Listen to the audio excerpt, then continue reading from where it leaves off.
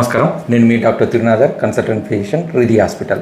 ఈరోజు మనము medical history గురించి కొంచెం తెలుసుకుందాం. మెడికల్ హిస్టరీ అనేది అంటే మోడర్న్ మెడిసిన్ అనేది ఎప్పటి నుంచి స్టార్ట్ అయిందంటే 20వ శతాబ్దం నుంచి మాత్రమే ఇప్పుడు మనం చూస్తున్న మోడర్న్ మెడిసిన్కి సంబంధించిన అన్నీ డెవలప్ అవ్వకుండా వచ్చినాయి. అంతకు పూర్వము మెడిసిన్ అనేది ఇంత డెవలప్ లేకపోతుండే. సో 1840లో ఇగ్నేస్ సెమల్వీస్ అనే అతను ఫస్ట్ టైం చేతులు కడుక్కోవాలి డాక్టర్స్ అన్న విషయాన్ని ఫస్ట్ చెప్పాడు. అది అక్కడి నుంచి మనకు జెర్మ్ థియరీ అనేది స్టార్ట్ అయింది. ఆ జెర్మ్ థియరీ అనేది స్టార్ట్ అయినప్పటి నుంచి మనకు మోడర్న్ మెడిసిన్ అనేది అప్పటి నుంచి స్టార్ట్ అయిందని చెప్తారు. అంతకుముందు ఉన్నదంతా కూడా చీకటి యుగం మెడిసిన్లో. సో దాని తర్వాత మనకి స్టెరిలైజేషన్ అని స్టార్ట్ అయింది. మనకి జోసెఫ్ లిస్టర్ స్టార్ట్ చేశారు దాన్ని. ఆ తర్వాత అనస్థిషియా అంటే నొప్పి కలగకుండా చేసేటి అనేది కూడా 1847 1856 నుంచి స్టార్ట్ అయింది. ఆ తర్వాత మనకి యాంటీబయాటిక్స్ అనేది 1940 వరకు కూడా మనకు యాంటీబయాటిక్స్ లేవు. ఈరోజు తెలుసు కదా, మనకు యాంటీబయాటిక్స్ లేకపోతే మన పరిస్థితి ఎలా ఉండదు. కొన్ని బిలియన్ల మందిని సేవ్ చేస్తుంది మెడిసిన్ అనేది. కానీ అంతకుముందు ఎట్లా ఉండేది అనేది చూద్దాం. ఇప్పుడు ఒకవేళ మనము 1800 సంవత్సరం నుంచి ఆ చివరి వరకు ఆ శతాబ్దంలో ఉన్న ట్రీట్మెంట్స్ ఇప్పుడు మనకి ఇస్తే మనం బతకగలుగుతామా అన్న విషయం గురించి మనం కొంచెం చర్చిస్తాం. మనం ఆ కాలంలో ఆపరేషన్ చేయాలన్నా, ఏదైనా యాంపిటేషన్ అంటే విచ్ఛేదన చేయాలన్నా, పేషెంట్ ఎంత అరుస్తున్నా, ఆయన బాధపడుతున్నా కూడా నోట్లో గుడ్డలు కుక్కి అయితే గాయాలైన చేతులు కానీ కాళ్ళు కానీ ఉంటే వాటికి సెప్టిక్ అయితే వాటిని అట్లనే ఖండించేవాళ్ళు అప్పట్లో. ఇప్పుడు మనం ఒక సర్జరీ చేసుకోవాలనుకుంటే మనకి ఇన్ని హాస్పిటల్స్ ఉన్నప్పుడు అన్ని హాస్పిటల్ తిరిగి ఏ హాస్పిటల్లో సర్జన్ మంచిగా ఉన్నారు వాళ్ళ దగ్గరికి వెళ్ళి మనం సర్జరీ చేయించుకోవడం అనేది జరుగుతుంది. ఆపరేషన్ థియేటర్స్ కూడా స్టెరిలైజేషన్ తోటి, ఆటోక్లీవ్ తోటి కూడా ఉన్నాయి. ఇప్పుడు నాన్ టచ్ మెథడ్స్ తోటి, లెస్ బ్లీడింగ్ తోటి ఇప్పుడు ఎన్నో సర్జరీలు జరుగుతున్నాయి. సో సర్జరీ ఇప్పుడు అవుతుంది అని అంటే దానికి కంటే ముందు అంటే 1800 నుంచి ఇప్పటి వరకు అభివృద్ధి చెంది ఇప్పటి వరకు వచ్చింది. అంటే మనం స్టెరిలైజేషన్ టెక్నిక్స్ కానీ ఇవన్నీ యూజ్ చేసినాం. సో 1800 సంవత్సరంలో అంటే దాదాపు 19వ శతాబ్దంలో మనకి ఇలాంటివన్నీ ఏవి లేకుంటుండే. సో అప్పుడు ఎట్లా ఉంటుండే ఈ పద్ధతులు, వైద్య పద్ధతులు ఏ విధంగా ఉంటుండే అని చూస్తే చాలా క్రూరంగా, భయం గొల్పే విధంగా ఉంటుండే సర్జరీలు. అదేవిధంగా మనకి మెడిసిన్ విషయానికి వస్తే చాలా విషపూరితమైన హెవీ మెటల్స్ని ఎక్కువ యూజ్ చేస్తుంటారు. ఆర్సెనిక్, మెర్క్యూరీ అలాంటివి యూజ్ చేస్తుంటుంది. సో ఇప్పుడు మనం విచ్ఛేదనల విషయానికి వస్తే అంటే 1800 సంవత్సరంలో విచ్ఛేదన విషయాలు అంటే యాంపిటేషన్స్, ఒక కాలుకి పుండైనా లేకపోతే యుద్ధంలో కాలుకి దెబ్బ తాకి సెప్టిక్ అయింది అని అంటే దాన్ని అక్కడి వరకు తీసేయడం అనేది ఫస్ట్ ట్రీట్మెంట్. ఒకవేళ తీసేయలేదంటే ఆ సెప్టిక్ అనేది ఎక్కువైపోయి పేషెంట్ 100% మరణించే ఆస్కారం ఉంది. కాబట్టి ఖచ్చితంగా ఆ కాళ్ళు కానీ చెయ్యి కానీ తీసేయడమే మెయిన్ పద్ధతి. ఆ టైంలో మనకి రంపాల్ లాంటివి, కత్తులు లాంటివి యూజ్ చేసేవాళ్ళు. ఆ టైంలో సర్జన్ అంటే ద బెస్ట్ సర్జన్ అంటే క్లినికల్ స్కిల్స్, అనాటమీ, ఫిజియాలజీ తెలియనప్పుడు మనకు ఆ రంపంతో కరెక్ట్ 30 సెకండ్లలో ఎవరైతే తీసేయగలుగుతారో అతనే గొప్ప సర్జన్ అని అనుకుంటుంటాయి. ఏ అనస్థిషియా లేకుండా, ఏ యాంటీబయాటిక్ లేకుండా మనకి స్టెరిలైజేషన్ టెక్నిక్స్కి మినిమం స్టెరిలైజేషన్, చేతులు కడుక్కోవాలి, గ్లౌస్ వేసుకోవాలని లేకుండా కూడా మనకు సర్జరీలు చేసేవాళ్ళు. ఆ పేషెంట్ అరుస్తున్నప్పుడు, అంత అగ్యోనీలో ఉన్నప్పుడు ఆ అరుపులను గురించి, ఆ బాధని విముక్తి చేయాలంటే ఎంత తొందరగా సర్జరీ చేస్తే అంత మంచిది. కానీ అక్కడ మనకి గ్లౌస్ వేసుకోవడం కానీ, చేతులు కడగడం కానీ లేకపోవడం వల్ల ఇన్ఫెక్షన్స్ ఎక్కువ వచ్చి చనిపోయేవారు. అంతేకాకుండా ఆ బ్లీడింగ్ అయ్యే ఛాన్సెస్ ఎక్కువగా ఉంటుండే, రక్తం స్రావం ఎక్కువైపోయి కూడా మరణించేవాళ్ళు. సో ఇది ఎంత ఉంటుందంటే లాన్సెట్ జర్నల్ 1850లో చేసిన స్టడీలో ఏమని తెలిసిందంటే ఇలాంటి యాంపిటేషన్ చేయడం వల్ల 60 నుంచి 70% మంది జనాలు చనిపోయేవారు. సర్జన్లు కూడా చేతులు కడుక్కోకపోవడం, గ్లౌస్ వేసుకోకపోవడం, యూజ్ చేసిన యాప్రన్ని ఎక్కువ యూజ్ చేయడం వల్ల ఇన్ఫెక్షన్స్ ఎక్కువ స్ప్రెడ్ అయిపోయి మనకి సెప్సిస్ అయ్యి చనిపోయేవారు ఎక్కువ.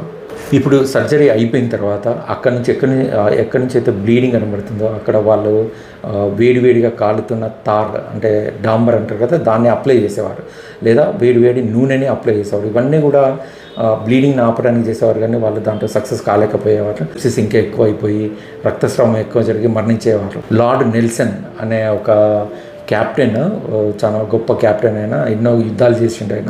ఆయనకి యుద్ధంలో గాయమైనప్పుడు యాంపిటేషన్ చేస్తే ఆ క్రమంలో ఎక్కువ బ్లీడింగ్ అయిపోయి చనిపోయాడు. అమెరికాలో జరిగిన సివిల్ వార్ సోల్జర్స్ కూడా దెబ్బలు తాకినప్పుడు ఆ బుల్లెట్ వూండ్లకి, కత్తి ఘాట్లకి ఎప్పుడైతే గాయాలైనాయో వాళ్ళకి యాంపిటేషన్ చేస్తే దాదాపు 70 నుంచి 80% మంది కూడా ఈ ఆపరేషన్ చేసిన తర్వాత చనిపోయేవాళ్ళు. ఈ 1800లో ఒక సర్జన్ తను చెప్పిన మాటలలో వింటే మనకు ఎంతో భయం కలుగుతుంది.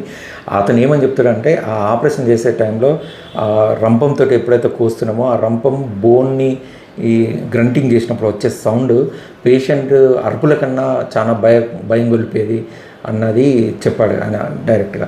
సో అంటే ఎంత భయానకంగా ఉంటుండే అది పేషెంట్లో సర్జరీ యాంపిటేషన్ అంటే మనం ఊహించుకోవచ్చు. రెండోది ట్యూమర్ రిమూవల్, అంటే శరీరంలో ఉన్న గడ్డలని రిమూవ్ చేయడానికి ఎలా పేషెంట్ ఎవరైనా గడ్డలు రిమూవ్ చేసుకోవడానికి వచ్చినప్పుడు అప్పుడు అనస్థిషియా లేదు, పెయిన్ కిల్లర్స్ కూడా లేవు కాబట్టి పేషెంట్ని ఒక బెడ్కి గట్టిగా కట్టేసి ఇంకొక అసిస్టెంట్ ఆయన గట్టిగా పట్టుకుంటే ఆయన బాధలో ఉన్నా కూడా ఎంత రక్తస్రావం జరిగినా కూడా ఆ ట్యూమర్ని రిమూవ్ చేసేవారు. యూజ్ చేసే ఇన్స్ట్రుమెంట్స్ కత్తులు కానీ చిన్న చిన్న సీజర్స్ కానీ చేతులతోటి కానీ యూజ్ చేసేవారు. అప్పుడు గ్లౌస్ కూడా లేకుంటుండే, ఆ ఇన్స్ట్రుమెంట్స్ని కూడా మనం స్టెరిలైజేషన్ చేయకుంటుండే. సో దాంతో కూడా బాగా ఇన్ఫెక్షన్ వచ్చి చనిపోయేవారు. అప్పుడు స్టెరిలైజేషన్ చేసే కాన్సెప్ట్ లేదు కాబట్టి ఎంత రక్తము చీము అంత కంటామినేటెడ్ అయిపోయిన ఇన్స్ట్రుమెంట్స్ని యూజ్ చేసేసి ఇలాంటి సర్జరీలు చేసేవాళ్ళు అప్పుడు.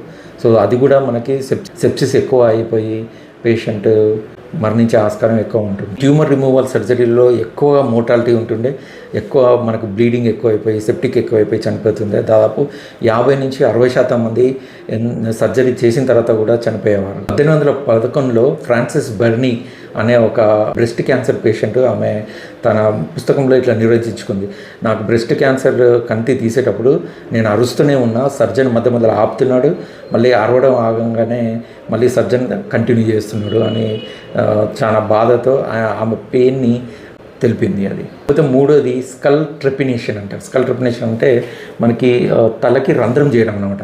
దేనికోసం చేసేది అని అంటే మైగ్రేన్ హెడేక్ ఉన్న వాళ్ళకి లోపల ఈవిల్ స్పిరిట్ ఏమన్నా ఉంటే వెళ్ళిపోతుంది అని చెప్పేసి దానికోసం చేసేవాళ్ళు. సైకాట్రిక్ ఇల్నెస్ ఉన్న వాళ్ళకి చేస్తే కూడా కొంచెం రిలాక్స్ అయిపోతారు అని చెప్పేసి హోల్స్ వేసేవాళ్ళు.